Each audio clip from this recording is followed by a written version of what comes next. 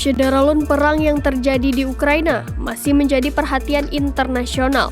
Dilansir dari tribunnews.com, invasi Rusia ke Ukraina sejak Kamis 24 Februari 2022 kini memasuki hari ke-18.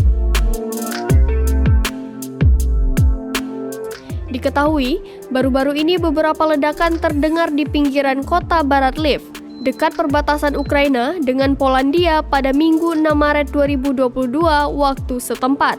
Dikutip dari tribunnews.com, menurut kantor pers pemerintah daerah Lviv, serangan udara Rusia menghantam Pusat Perdamaian dan Keamanan Internasional atau IPSC.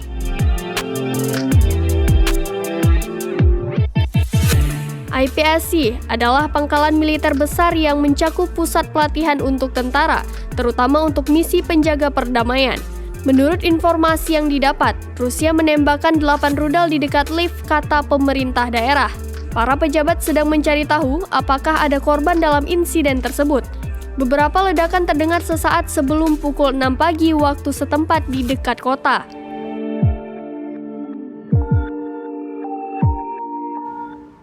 Diberitakan sebelumnya, Ukraina menyebut pasukan Rusia pada Sabtu 12 Maret 2022 telah membunuh 7 warga sipil. Korban dari serangan tersebut termasuk perempuan dan anak-anak yang mencoba melarikan diri dari pertempuran di dekat Kiev. Sementara Prancis mengatakan, Presiden Rusia, Vladimir Putin telah menunjukkan bahwa dia tidak siap untuk berdamai.